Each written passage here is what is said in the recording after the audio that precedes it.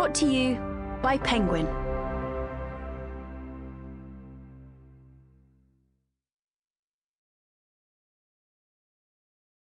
Dungeons and Dragons, Honor Among Thieves, The Druid's Call by E.K Johnston.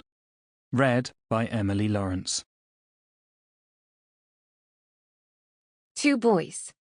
This is what that weird girl from Ontario was working on when she stayed in your house last summer. In her parents' defense, they did try.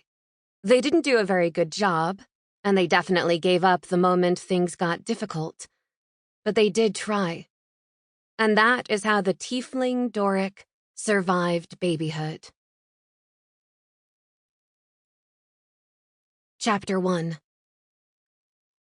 The sharp twang of a bowstring had a way of attracting attention. Arrows could be quiet if they were fletched properly, and a well-trained ranger could move through a pile of dry leaves without making a noise. But some things were just unavoidable. If you were going to take a shot, you had to be sure your aim was true, because you might not get another chance. Doric's arrow went wide, and the herd of deer that she and her fellows had been diligently tracking split up in a panic and melted into the trees. "That was better," said a chipper voice beside her. Toriath could always be counted on for encouragement, even when Doric wasn't in the mood for it. It was the foundation of their relationship, and had been since the first time the slender, dark-haired elf had laid eyes on her. Doric crashed through the brush to retrieve her arrow. She didn't even try to be quiet, and her tail thrashed at the low-growing shrubs in the underbrush. She looked up and saw a snowy owl perched above her. Even the owl looked judgmental. She stuck her tongue out at it, but it didn't react. "We can't eat what we don't shoot," Doric pointed out, returning to her friend's side. "There are plenty of deer," Toriath told her. "Maybe the others will have better luck." Doric wanted to tell her that it wasn't luck. It was skill. And it was a skill that she couldn't seem to master no matter how long she practiced. She knew the other hunting parties were positioned so that after she screwed up, they'd be able to take advantage of the panicking deer. Her incompetence was part of the plan, an example of how she was able to contribute. She hated that. "You know," Toriath continued, "no one expects you to be out here.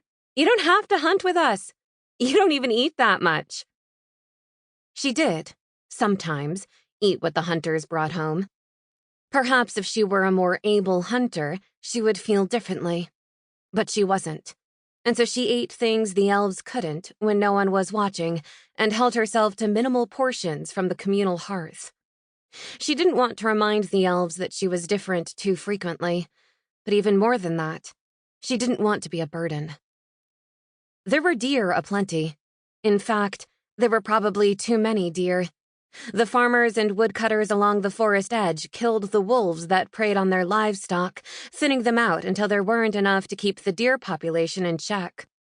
Then the deer ate everything that was green and below shoulder height, leaving little for the other forest animals.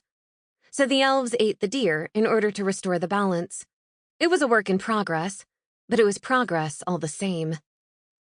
The Neverwinter Wood was a strange place where seasonal norms didn't precisely apply.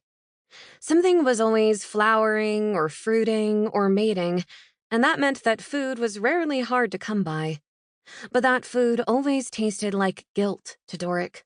And if her demon-given stomach could handle fallen tree bark and the occasional piece of limestone, she'd let it.